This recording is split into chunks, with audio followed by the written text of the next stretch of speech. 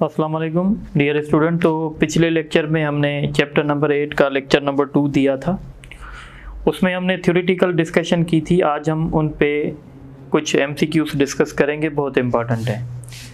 MCQs number 1, in simple harmonic motion the kinetic energy is maximum. तो अगर आपको याद होगा तो मैंने बताया था कि सिंपल हार्मोनिक मोशन में काइनेटिक एनर्जी मैक्सिमम होती है मेन पोजीशन पे। इसका ऑप्शन ए होगा। उसके बाद क्वेश्चन है इन सिंपल हार्मोनिक मोशन में एक्सेलरेशन इज कांस्टेंट। क्या एक्सेलरेशन कांस्टेंट होती है? तो आंसर है नहीं, एक्सेलरेशन चेंज होती रहती है। वेलोसिटी इज कांस्टेंट, तो वेलोसिटी भी चेंज होती रहती है। Neither acceleration nor velocity is constant, ना एक्सेलरेशन कांस्टेंट होती है ना वेलोसिटी कांस्टेंट होती है, इसलिए इसका ऑप्शन सी होगा। उसके बाद क्वेश्चन है a body is performing simple harmonic motion then which of the following choice is correct. ठीक है, मीन पोजीशन पे काइनेटिक एनर्जी 0 होगी, नहीं गलत है, तो इसको आगे पढ़ेंगे ही नहीं। ठीक है, क्योंकि मीन पोजीशन पे काइनेटिक एनर्जी मैक्सिमम होगी। बी है मीन पोजीशन पे वेलोसिटी मैक्सिमम होगी, ये बिल्कुल सही है। और एक्सट्रीम पोजीशन पे वेलोसिटी 0 होगी, ये सही है, तो ये ऑप्शन ठीक है, यही हम करेंगे। उसके बाद क्वेश्चन है a body performing simple harmonic motion when it moves from mean position to extreme position then which statement is correct. जब मीन से एक्सट्रीम जाएगी तो क्या होगा? इट्स काइनेटिक एनर्जी डिक्रीजेस, सही है, काइनेटिक एनर्जी डिक्रीज होगी। इट्स पोटेंशियल एनर्जी इंक्रीजेस, ये भी सही है, उसकी पोटेंशियल एनर्जी बढ़ेगी। इट्स एक्सेलरेशन इंक्रीजेस, यस, क्योंकि एक्सेलरेशन जो होती है वो डायरेक्टली प्रोपोर्शनल करती है डिस्प्लेसमेंट के साथ। अगर जैसे बॉडी मीन से एक्सट्रीम जाएगी ना तो इसका डिस्प्लेसमेंट बढ़ेगा, और जब डिस्प्लेसमेंट बढ़ेगा तो एक्सेलरेशन भी बढ़ेगी, इसीलिए सारे ऑप्शन ठीक हैं, तो ई होगा। उसके बाद क्वेश्चन है if amplitude of simple harmonic motion is doubled then its. अगर हम एम्पलीट्यूड को डबल करेंगे तो क्या होगा? Its period becomes double. तो मैंने टाइम पीरियड बताया था, मैंने कहा था टाइम पीरियड जो है वो इंडिपेंडेंट होता है एम्पलीट्यूड पे। इस इक्वेशन में आप देख रहे हैं आपको एम्पलीट्यूड नज़र नहीं आ रहा, तो इसका मतलब है ये ऑप्शन सही है, it's a period becomes, sorry ये ऑप्शन गलत है, यानी पीरियड सेम रहेगा और ये यहाँ पे कह रहा है डबल है। It's total energy increase by 4 times, ये सही है, क्योंकि टोटल एनर्जी जो होती है, जो body simple harmonic motion perform करेगी उसकी टोटल एनर्जी 1/2 के x0² होती है। अगर आपने एम्पलीट्यूड को डबल किया है तो total energy directly proportional to square of amplitude. Amplitude को डबल करने से टोटल एनर्जी 4 टाइम्स बढ़ जाएगी, तो ये ऑप्शन ठीक है। इट्स फ्रीक्वेंसी बिकम्स हाफ, ये गलत है, क्योंकि फ्रीक्वेंसी भी जो होती है वो इंडिपेंडेंट ऑफ एम्पलीट्यूड होती है। ठीक है, तो आई होप कि आप समझ गए होंगे। ये थोड़ा सा टेक्निकल क्वेश्चन है। A body performing simple harmonic motion with the amplitude A then total distance covered by body या travelled by body, total distance travelled by body in 1 cycle. अच्छा, आप देखें, सपोज करें ये मीन पोजीशन है, ये extreme है, ये दूसरी एक्सट्रीम है। अगर बॉडी एक साइकिल कंप्लीट करेगी तो कितना डिस्टेंस करेगी? देखें, पहले मीन से एक्सट्रीम जाएगी तो ए करेगी, फिर एक्सट्रीम से मीन जाएगी तो दूसरा ए, फिर मीन से एक्सट्रीम तीसरा ए, फिर एक्सट्रीम से मीन चौथा ए। इसका मतलब है बॉडी 4A डिस्टेंस कवर करेगी, क्योंकि मीन से एक्सट्रीम 1 जाने तक ए, फिर एक्सट्रीम 1 से एम तक जाने के लिए 2A, ये हुई आधी साइकिल। आप इसको ऐसे भी समझ सकते हैं, यहां से लेकर यहां तक ये ए हुआ, ठीक है, फिर यहां से लेकर यहां तक दूसरा ए हुआ, यहां से लेकर यहां तक तीसरा ए हुआ, फिर यहां से लेकर यहां तक चौथा ए हुआ, यानी 4A डिस्टेंस बॉडी कवर करेगी। उसके बाद क्वेश्चन है a body performing simple harmonic motion with the period t find the time taken by it from mean position to half of extreme. कल वाले लेक्चर में मैंने बताया था कि अगर आप मीन से हाफ ऑफ एक्सट्रीम जाएंगे तो आपको टाइम जो लगेगा वो कम लगेगा, और वो लगेगा 1/12 टी लगेगा। तो इसका ऑप्शन सी होगा। ठीक है, उसके बाद क्वेश्चन है the simple harmonic motion of a body is given by. मैंने कल बताया था आप लोगों को कि simple harmonic motion sinusoidal wave से दिया जाता है। The simple harmonic motion of a body is given by this expression then its. अच्छा, अब आप क्या करेंगे, इसको कंपेयर करवाएंगे। जनरल इक्वेशन ये थी 2 पाई एफ टी, और आपके पास जो इक्वेशन गिवन है वो है 3 साइन 1000 पाई टी। इसका मतलब है एम्पलीट्यूड तो आपका निकल आया 3, यानी ये ऑप्शन भी सही हो सकता है, ये भी सही हो सकता है, ये तो गलत हो गया। अब हम देखेंगे फ्रीक्वेंसी, तो हम इसको कंपेयर करवाएंगे 2 पाई एफ टी और यहाँ पे है 1000 पाई टी। पाई पाई से कैंसिल, टी टी से कैंसिल, एफ होगा 1000 डिवाइडेड बाई 2 यानी 500। तो 500 एक इसमें है और एक इसमें, तो ये गलत हो गया। अब ये ऑप्शन भी सही हो सकता है, ये भी। अब हम बात करेंगे टाइम पीरियड की। तो time period you know reciprocal of frequency, इसको जब डिवाइड करेंगे तो 0.002 आएगा। इसका मतलब है इसका सही ऑप्शन डी होगा। उसके बाद क्वेश्चन है 0.01 kilogram mass is attached to the spring and placed on horizontal frictionless surface. If 8 Newton force is applied and produces a displacement of 2 centimeter and release, find the period of oscillation. तो time period find करने के लिए आपको क्या चाहिए, आपको चाहिए 2 pi m upon k, और यहाँ m आपको गिवन है पर k आपको गिवन नहीं है। k आप हुक्स लॉ से फाइंड करेंगे, k is equal to F upon x naught. Force कितना अप्लाई किया हुआ है 8, डिस्प्लेसमेंट कितना लेकर आए हैं 2 सेंटीमीटर। 2 सेंटीमीटर मीन्स 0.02, 800 हो जाएगा डिवाइडेड बाय 2 400। k का वैल्यू मिल गया है। अब जब k का वैल्यू मिल गया है तो अब आप पीरियड निकाल सकते हैं 2 पाई और m की जगह 0.01 और इसकी जगह 400। अब 2 पाई का वैल्यू 3.14 है, 0.01 का स्क्वायर रूट 0.1 निकलेगा और 400 का 20 निकलेगा। ये 1 होगा, ये 10 होगा, ये इससे फर्दर डिवाइड करेगा तो 0.0314 होगा। तो ये आपका फाइनल आंसर होगा, सी इसका ऑप्शन होगा। उसके बाद अब हम डिस्कस करेंगे बहुत ही इंपॉर्टेंट एमसीक्यूज है, इसको थोड़ा सा देख लेते हैं।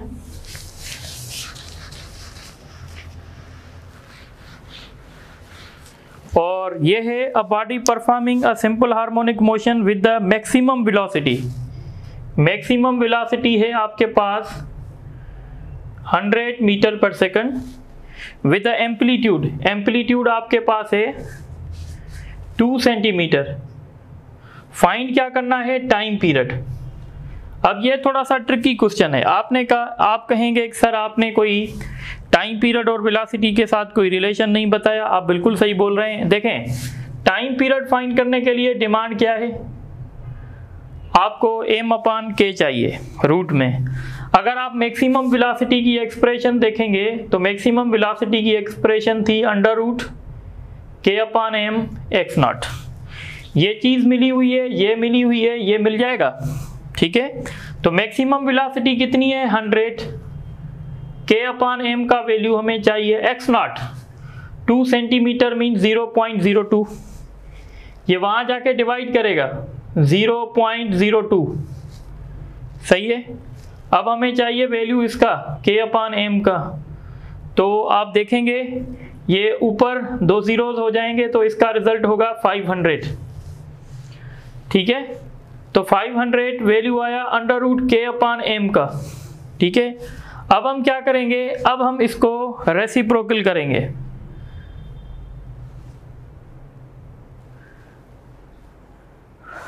ठीक है, तो जब हम इसको यानी रेसिप्रोकल करेंगे तो m upon k square root का वैल्यू होगा 1 अपान स्क्वायर रूट 5000, ठीक है। अब हम इसको फर्दर जो है सॉल्व कर सकते हैं, ठीक है। यानी सारी इसको स्क्वायर रूट निकालने की ज़रूरत नहीं है, बस सीधा सा वैल्यू रखेंगे हम, क्योंकि हमें इसका वैल्यू मिल गया है। तो 2 पाई और ये है हमारे पास 5000, 1/5000। तो इस तरीके से इसका रिजल्ट होगा 2 पाई अपॉन 5000 सेकेंड्स। यहाँ पे 2 ज़ीरो दे दें, कहाँ पे 2 ज़ीरो देने चाहिए, यहाँ पे। तो ये इसका करेक्ट ऑप्शन होगा। यानी यहाँ से पहले हमने m/k का वैल्यू फाइंड किया है, फिर हमने इसको फर्दर सॉल्व किया है। उसके बाद हमारे पास क्वेश्चन है, यहाँ पे ये क्वेश्चन है, A body is performing a simple harmonic motion with the maximum acceleration of 2 meter per second square and maximum velocity of 10 meter per second. Find its amplitude. Quite simple. कैसे find होगा? तो यहाँ देखें, इस numerical में आपको दिया जा रहा है maximum acceleration. Maximum acceleration is 2 metre per second square and maximum velocity is 10 metre per second. Find the amplitude. मैंने कल आपको एक फार्मूला बताया था, रिलेशन बताया था कि A maximum is equal to V maximum square divided by x naught. तो x नॉट बराबर हो जाएगा V maximum square divided by A max. तो V मैक्स की जगह हम क्या रखेंगे, 10 का स्क्वायर करेंगे तो 100 हो जाएगा डिवाइडेड बाय 2। तो इसका रिजल्ट होगा 50, इसका रिजल्ट होगा 50 मीटर्स x। तो ये थोड़े से ऑप्शन सेट कर दें, ठीक है। एक ऑप्शन को 50 मीटर कर दें, तो ये आपका सही ऑप्शन होगा। उसके बाद क्वेश्चन है, a body is performing simple harmonic motion with the amplitude of 10 centimetre. Find the distance from mean position where kinetic energy and potential energy becomes numerically equal। तो कल मैंने बताया था वो पॉइंट होती है 0.70 x नॉट, और x नॉट हम कहते हैं एम्पलीट्यूड को। अगर आप यहाँ पे एम्पलीट्यूड 100 रखेंगे तो ये 70.7 सेंटीमीटर हो जाएगा। इसका ऑप्शन बी होगा। उसके बाद ये थोड़ा सा ट्रिकी क्वेश्चन है, इसको भी हम समझ लेते हैं, ठीक है। तो इस क्वेश्चन को मैं यहाँ पे थोड़ा सा रिपीट करूँगा। ये क्वेश्चन हमें कह रहा है, a mass is attached to the spring and place on horizontal table if 100 joule. 100 joule हम वर्क कर रहे हैं, जबकि हम इसको कितना स्ट्रेच कर रहे हैं।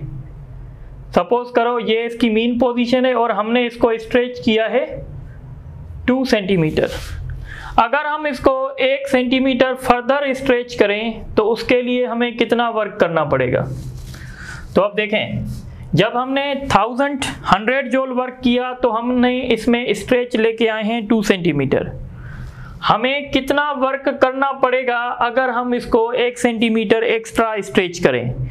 अगर हम इसको 1 सेंटीमीटर एक्स्ट्रा स्ट्रेच करेंगे, इसका मतलब है टोटल जो डिस्प्लेसमेंट होगा वो 3 सेंटीमीटर होगा, ठीक है। तो पहले हम ये कैलकुलेट करेंगे कि 3 सेंटीमीटर के लिए कितना वर्क करना पड़ेगा। वर्क मींस पोटेंशियल एनर्जी, क्योंकि जितना हम work against the elastic restoring force करेंगे वो पोटेंशियल एनर्जी में स्टोर हो जाएगा। और आपको पता है potential energy is directly proportional to square of the displacement, ठीक है। तो इसका मतलब होगा potential energy 1 upon potential energy 2 is equal to x1 square x2 square. तो पहले पोटेंशियल एनर्जी इसकी कितनी थी, जितना हमने वर्क किया था 100 जूल, और हमने इसमें स्ट्रेच कितना लाए थे 2 सेंटीमीटर। अब इसकी पोटेंशियल एनर्जी कितनी होगी, जबकि अब हम इसमें स्ट्रेच ला रहे हैं 3 सेंटीमीटर का। So by the way 100 multiplied by 9, 4 multiplied by potential energy 2, तो ये होगा 100 multiplied by 9 divided by 4 potential energy 2। तो इसका मतलब है अब इसकी पोटेंशियल एनर्जी हो जाएगी 225 जूल। हमें ये फाइंड करना था कि हमने जब हम 1 सेंटीमीटर एक्स्ट्रा स्ट्रेच करेंगे तो वर्क कितना होगा। अब देखें, थोड़ा सा समझें। अगर एक सिंपल सा एग्जांपल हम ले लें, सपोज करें अगर आप कह रहे हैं कि भाई यहाँ से लेकर यानी जामशोरों से लेकर, ठीक है, जामशोरों से ठीक है लेकर नूरियाबाद तक, या आप ऐसे समझें, ये 0.1 है, ये 0.2 है, ये 0.3 है। अगर यहाँ से लेकर यहाँ तक, सपोज करें यहाँ से लेकर यहाँ तक अगर हमारा खर्चा हो रहा है 50 जूल का, और यहाँ से लेकर यहाँ तक हमारा खर्चा हो रहा है 150 जूल का, तो अगर मैं आपसे पूछूं 2 से लेकर 3 तक कितना खर्चा होगा, तो आप कैसे फाइंड करेंगे? आप करेंगे 150 माइनस, ठीक है, 50 करेंगे। इस तरीके से जब हमने 2 सेंटीमीटर स्ट्रेच किया तो वर्क हमें कितना करना पड़ा?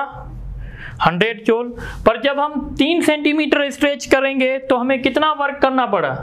तो हमें वर्क करना पड़ा 225। इसका मतलब है 1 सेंटीमीटर फर्दर स्ट्रेच करने के लिए हमें कितना वर्क करना पड़ेगा? तो हमें वर्क करना पड़ेगा 125 सेंटीमीटर, 125 जूल। तो इसका ऑप्शन होगा ई ऑप्शन होगा। ठीक है, तो आप इसको नोट करें, तो कुछ और भी एमसीक्यूज करते हैं।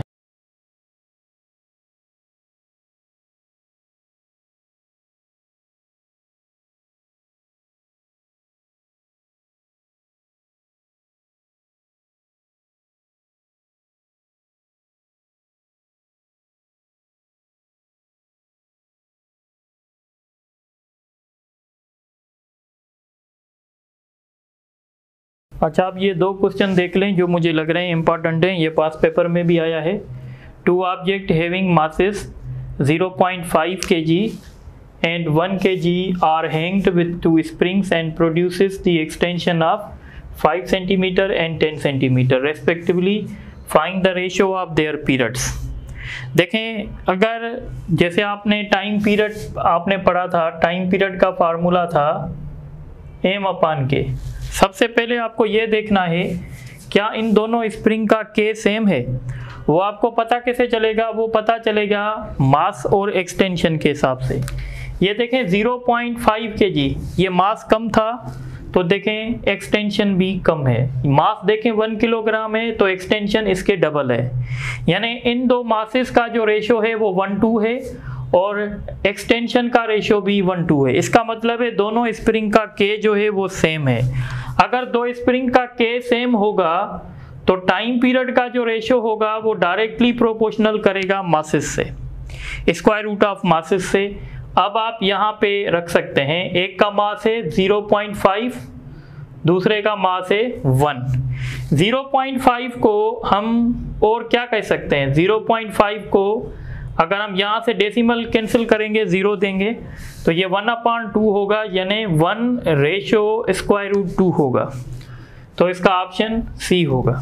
ठीक है, उसके बाद दूसरा क्वेश्चन है, a 16 kilogram object is attached to the spring and performing a simple harmonic motion with the period of 2 second. If some additional mass is attached to its and its period becomes. ठीक है, अगर हमने इसके साथ इसको थोड़ा सा बना लेते हैं, if some additional mass is attached to it and period becomes,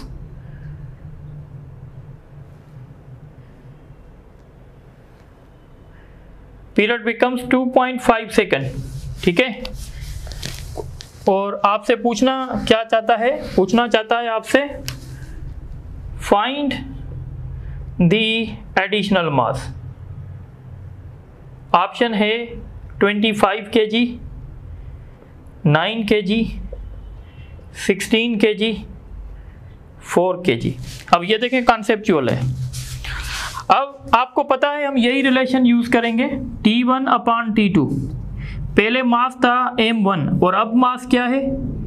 m1 plus delta m, यानी हमने दूसरा मास उसके ऊपर ऐड किया है। तो पहले टाइम पीरियड था 2 और अब टाइम पीरियड है 2.5। पहले मास रखा था 16 और अब हमने रखा है 16 प्लस डेल्टा m, जो हमें फाइंड करना है। सबसे पहले ये डेसिमल कैंसिल होगी, 0 ऊपर जाएगा, तो 5 का टेबल इस पे 4 टाइम, इस पे 5 टाइम। अब हम करेंगे स्क्वायरिंग ऑन बोथ साइड्स, तो ये 16/25 होगा और ये 16 प्लस डेल्टा एम होगा। 16 से कैंसिल, क्रॉस मल्टीप्लाई करेंगे तो 16 plus delta M is equal to 25। इसका मतलब है डेल्टा एम बराबर होगा 25 माइनस 16, यानी इसका मतलब है हमने 9 किलोग्राम मास एडिशनल उसमें ऐड किया था, तो इसका ऑप्शन जो है वो भी होगा।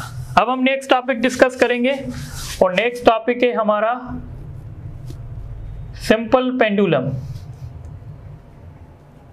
सिंपल पेंडुलम, तो simple pendulum is another example of simple harmonic motion। तो हम कहते हैं, यानी पहले हम सिंपल पेंडुलम की डेफिनेशन देख लेते हैं। सिंपल पेंडुलम क्या है? सिंपल पेंडुलम आप ऐसे समझें, एक हमारे पास रिजिड सपोर्ट है और इस रिजिड सपोर्ट से हमने एक रस्सी हैंग की हुई है और इसके साथ हमने एक मास अटैच कर दिया है, यानी एक इनएक्सटेंसिबल स्ट्रिंग हमारे पास है, उसके साथ हमने कोई बॉडी अटैच करके और किसी रिजिड सपोर्ट के साथ हमने उसको हैंग कर दिया है। अब ये हमारा कहलाएगा सिंपल पेंडुलम, ठीक है। So it consist a spherical Bob which is hanged या which is hanged with inextensible string attached with a rigid support। तो ये बेसिकली सिंपल पेंडुलम की डेफिनेशन हुई। क्या है इसमें? It consist a spherical Bob, ये स्फेरिकल बॉब है, विच इज हैंग्ड, जिसको हमने हैंग किया है, विथ इनएक्सटेंसिबल स्ट्रिंग, वो स्ट्रिंग जिसमें खिंचाव नहीं आ सकता, attach with a rigid support, और हमने इस स्ट्रिंग को एक ऐसी सपोर्ट के साथ अटैच कर दिया है जो कि बिल्कुल रिजिड है, यानी टूट नहीं सकती। अब हम क्या कर रहे हैं? अब हम इस स्ट्रिंग को थोड़ा सा डिस्प्लेस कर रहे हैं, थोड़ा सा डिस्प्लेस कर रहे हैं। सपोज हमने यहाँ से इसको डिस्प्लेस किया, ये एंगल हमारी छोटी होनी चाहिए।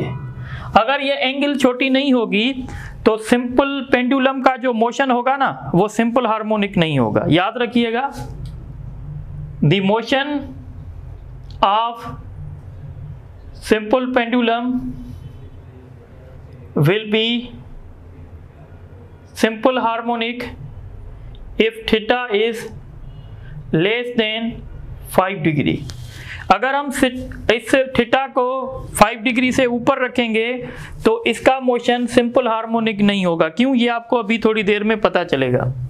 तो अब हम क्या करेंगे, यहाँ पे ये जो हमारे पास होगा इसको हम रिजॉल्व करेंगे, ठीक है। तो एक होगा इसका वेट, ये वेट होगा, ठीक है, और इस वेट के कंपोनेंट्स बनेंगे। एक वेट का कंपोनेंट ये बनेगा और दूसरा वेट का कंपोनेंट ये बनेगा। वेट का ये जो कंपोनेंट होगा ये कहलाएगा W cos थीटा और ये वाला कंपोनेंट कहलाएगा W sin थीटा। ये वाला जो कंपोनेंट है वो टेंशन के साथ बैलेंस हो जाएगा। बाकी जो W sin थीटा है ये इसमें सिंपल हार्मोनिक मोशन प्रोड्यूस करेगा। तो आपसे दो क्वेश्चन करेंगे कि सिंपल हार्मोनिक मोशन में वेट का कौन सा कंपोनेंट टेंशन के साथ बैलेंस हो जाता है। So the W cos theta component of weight is balanced by tension, यानी T is equal to W cos theta। The W sin theta component of weight is responsible for simple harmonic motion in pendulum, simple pendulum। तो इसलिए हम कहेंगे जो net force हमारा होगा वो mg sin theta होगा। ये वो कंपोनेंट है जो इलास्टिक रिस्टोरिंग फोर्स प्रोड्यूस करेगा, यानी ये वो फोर्स है जो बॉडी को मीन पोजीशन पे वापस ले आएगा। तो इस तरीके से नेट फोर्स का फार्मूला ma होता है mg sin थीटा, m के साथ कैंसिल हो जाएगा। अच्छा आप ये देखें, अगर आपने यहां से लेकर यहां तक अगर आपने डिस्प्लेसमेंट लेकर आए हैं x या x नॉट, आप इसमें डिस्प्लेसमेंट ले आए हैं और इसकी ओरिजिनल लेंथ जो है वो l है, तो हम एक फार्मूला पढ़ते हैं मैथमेटिक्स में, एक फार्मूला होता है कि जब थीटा बहुत कम होता है, when theta is very much less, ठीक है, means theta is less than 5 degree, तो इस केस में साइन थीटा जो होता है वो थीटा के बराबर होता है। और थीटा आपको कैसे मिलेगा? थीटा आपको मिलता है जैसे आपने पढ़ा था formula s is equal to R theta, तो s आर्क लेंथ होती है, तो ये एक आर्क लेंथ है, इसको मैं x नॉट से शो करूंगा और रेडियस जो है वो इसका l होगा और ये थीटा, तो इस फार्मूले से थीटा किसके बराबर होगा? x नॉट अपॉन l के बराबर होगा। तो इस फार्मूले से मैं क्या करूंगा कि साइन थीटा की जगह पे x नॉट अपॉन l रखूंगा, तो एक्सेलरेशन जो होगी वो g upon l into x naught, ये दोनों चीजें कांस्टेंट हैं, तो इसका मतलब है acceleration directly proportional to displacement हुआ। अगर acceleration directly proportional to displacement है तो ये कौन सा मोशन कहलाएगा? ये सिंपल हार्मोनिक कहलाएगा। देखें ये रिलेशन तब बना है जब हमने थीटा को बहुत छोटा लिया है।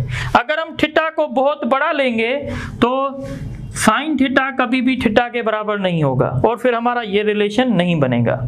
अब आप इसको अगर कंपेयर करवाएं, जैसे हमने स्प्रिंग मास ऑसिलेटर पढ़ा था, तो उसमें एक्सेलरेशन क्या थी? Minus k upon m x not. अगर आप कंपेयर करवाएंगे तो इसका मतलब है जहां पे भी k अपॉन m होगा वहां पे हम g अपॉन l रखेंगे। तो इसलिए सिंपल पेंडुलम का जो टाइम पीरियड होगा, time period of simple pendulum, simple pendulum का जो टाइम पीरियड होगा, टाइम पीरियड का फार्मूला क्या होता है? t is equal to 2 pi m upon k। तो जहां पे m अपॉन k होगा, जहां पे k अपॉन m होगा, यानी इसका मतलब है k अपॉन m बराबर है g अपॉन l के। पर यहाँ पे m अपॉन k है तो आप क्या रखेंगे? यहाँ पे आप रखेंगे l अपॉन g। तो ये फार्मूला बन गया सिंपल पेंडुलम का। इसका मतलब है कि सिंपल पेंडुलम का जो टाइम पीरियड होगा वो डायरेक्टली प्रोपोर्शनल करेगा लेंथ ऑफ द पेंडुलम पे। अगर आप सिंपल पेंडुलम की लेंथ को इंक्रीज करेंगे टाइम पीरियड बढ़ जाएगा, अगर आप इसकी लेंथ को डिक्रीज करेंगे तो टाइम पीरियड कम हो जाएगा। सिंपल पेंडुलम का जो टाइम पीरियड होगा वो इनवर्सली प्रोपोर्शनल करेगा जीप से, यानी अगर आप सिंपल पेंडुलम अगर आप सरफेस ऑफ अर्थ पे उसका मोशन करवाएंगे तो टाइम पीरियड उसका जो होगा वो कम होगा, पर अगर आप उसी पेंडुलम को सरफेस ऑफ मून पे ले जाएंगे वहां पे उसका टाइम पीरियड बढ़ जाएगा। यानी जिस जगह पे जी का वैल्यू कम होगा उस जगह पे टाइम पीरियड ज्यादा होगा। जैसे अगर आप अर्थ का एग्जांपल ले लें तो अर्थ में सपोज हम ऐसे कहते हैं कि ये हमारी अर्थ है, तो एक जगह है पोल और एक जगह है इक्वेटर, तो हम कहते हैं पोल पे जी का वैल्यू कम है तो पोल पे टाइम पीरियड क्या होगा? टाइम पीरियड कम होगा। इक्वेटर पे time period is high. Why time period is high? Time period ज्यादा क्यों होगा? क्योंकि यहाँ पे जी का वैल्यू कम है।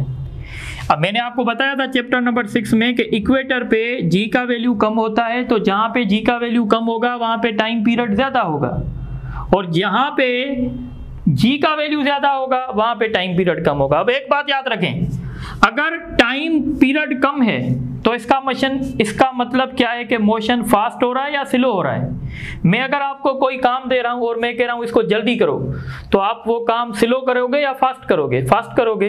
तो हम कहेंगे पोल पे मोशन फास्ट होगा। सिंपल पेंडुलम का मोशन फास्ट कहां पे होगा? पोल पे। इक्वेटर पे मोशन स्लो होगा। मोशन स्लो मतलब टाइम ज्यादा लेगा। अगर आप सेंटर ऑफ अर्थ की बात करोगे तो सेंटर ऑफ अर्थ पे जी का वैल्यू 0 होता है तो टाइम पीरियड इनफाइनाइट हो जाएगा। तो ये बातें आप लोगों को याद रखनी है। और दूसरी बात, T is independent of mass of Bob.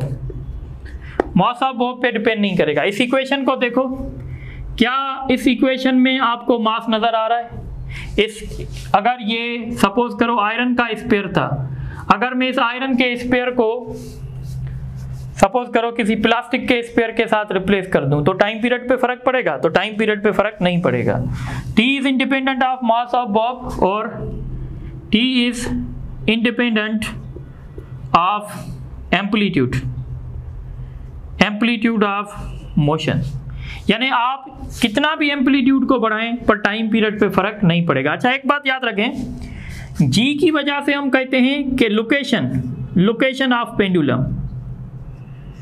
देखें, अगर लोकेशन से क्या मुराद है? लोकेशन से मुराद है कि हमारा पेंडुलम पोल पे वाइब्रेशन कर रहा है या इक्वेटर पे कर रहा है। क्योंकि अगर हम वाइब्रेशन की लोकेशन चेंज करेंगे तो डेफिनेटली टाइम पीरियड चेंज हो जाएगा। सपोज करें अगर एक है कराची हमारे पास और एक है हमारे पास मरी। अगर मैं आपसे पूछूं कि भाई कराची में सिंपल पेंडुलम का टाइम पीरियड ज़्यादा होगा या मरी में ज़्यादा होगा, तो आप देखेंगे जी का वैल्यू कहाँ पे ज़्यादा है। तो कराची में समुंदर है, सी लेवल है, और सी लेवल में जी का वैल्यू ज़्यादा होता है। और मरी एक यानी हिल है तो यहाँ पे जी का वैल्यू कम होगा। तो इसका मतलब है कराची में सिंपल पेंडुलम का टाइम पीरियड कम हो जाएगा क्योंकि वहाँ पे जी का वैल्यू ज़्यादा है, और मरी में जी का वैल्यू कम है तो वहाँ पे टाइम पीरियड ज़्यादा हो जाएगा। पर इसी तरीके से अगर मैं आपसे क्वेश्चन पूछूं मोशन कहाँ फास्ट होगा, तो मोशन फास्ट होगा कराची में और मोशन स्लो होगा मरी में। ठीक है, तो ये बातें भी आपको समझ में आनी चाहिए। इस तरीके से अब एक बात और समझ लें, हमारे पास होता है second pendulum. What is second pendulum?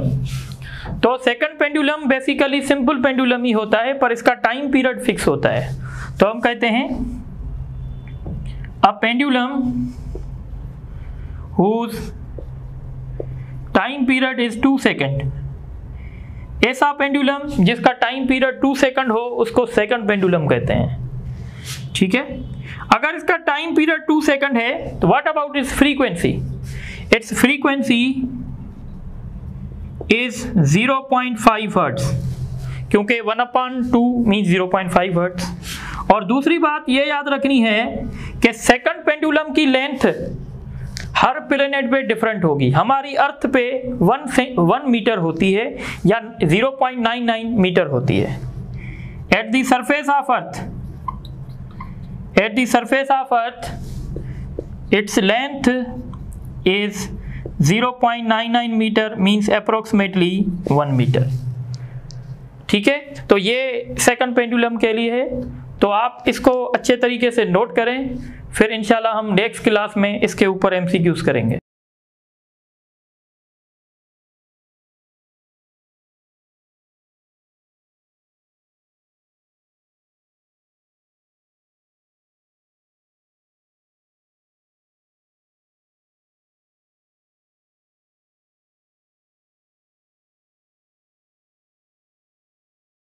अच्छा, आप ये कुछ एमसीक्यूज देख लें।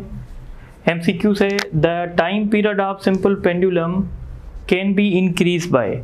अब time period of simple pendulum का कैसे इंक्रीज करेंगे? तो मैंने बताया था टाइम पीरियड इंक्रीज करने के लिए आपको लेंथ इंक्रीज करनी पड़ेगी, क्योंकि लेंथ से डायरेक्टली प्रोपोर्शनल है और जी से इनवर्सली है। तो by increasing the mass of bob, mass बढ़ाने से कुछ नहीं होगा क्योंकि टाइम पीरियड इंडिपेंडेंट होता है।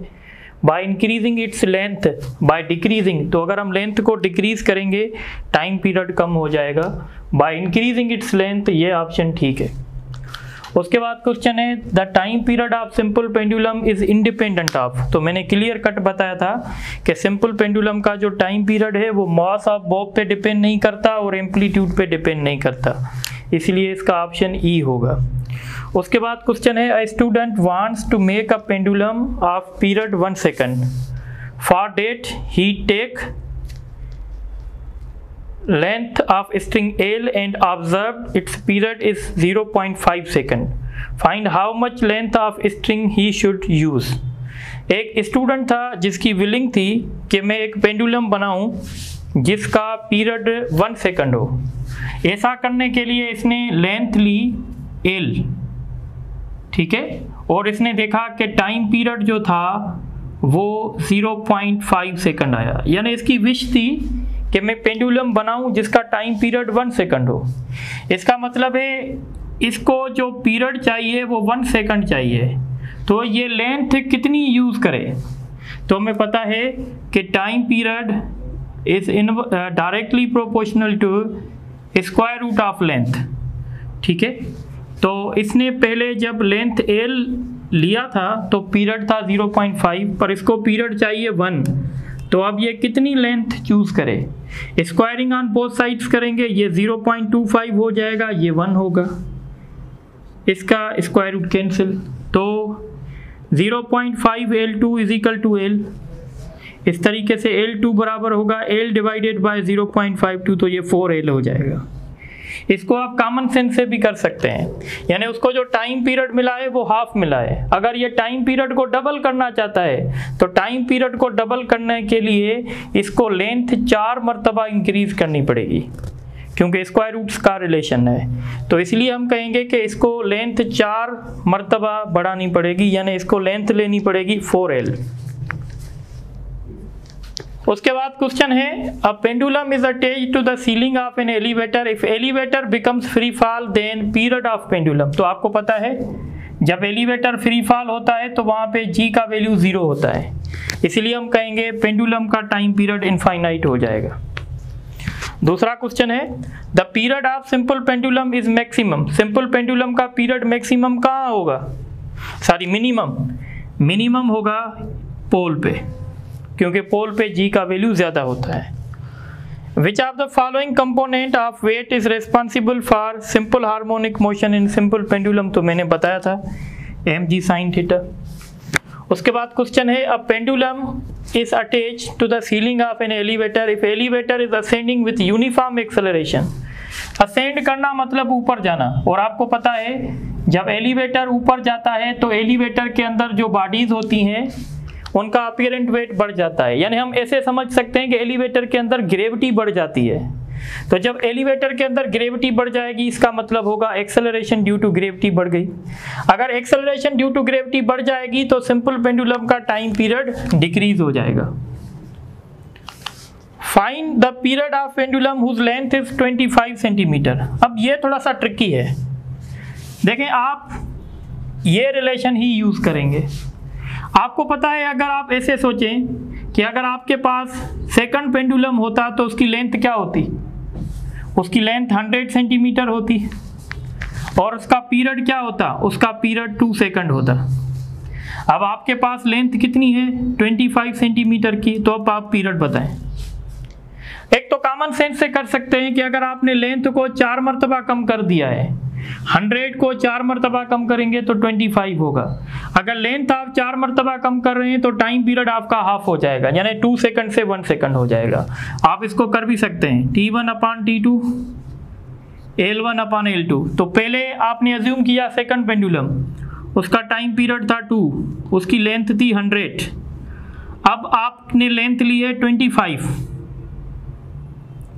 ठीक है। अब उसका पीरियड क्या होगा, ठीक है, तो ये 1 हो गया, ये 4 हो गया, 4 का स्क्वायर रूट 2 होगा, तो 2 से या क्रॉस मल्टीप्लाई करें तो t is equal to 1 second, यानी इसका पीरियड 1 सेकंड होगा। लास्ट क्वेश्चन देखें आज के लेक्चर का, the period of pendulum becomes double at the surface of new planet.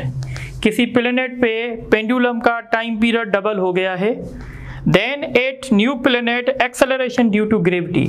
इसका मतलब है अगर उसका पीरियड डबल हो गया है और हमें पता है time period is inversely proportional to G, इसका मतलब है वहां पर G का वैल्यू कम है। कितने टाइम्स कम है, कितने टाइम्स वहाँ पे जी का वैल्यू कम होगा? अगर पीरियड डबल हो गया इसका मतलब है जी का वैल्यू वहाँ पे 4 टाइम कम होगा, तो इसलिए हम कहेंगे 1/4 as on the surface of earth. तो इसका ऑप्शन जो है सी होगा। तो इंशाल्लाह बाकी जो हम डिस्कस करेंगे नेक्स्ट लेक्चर में करेंगे। Thank you very much.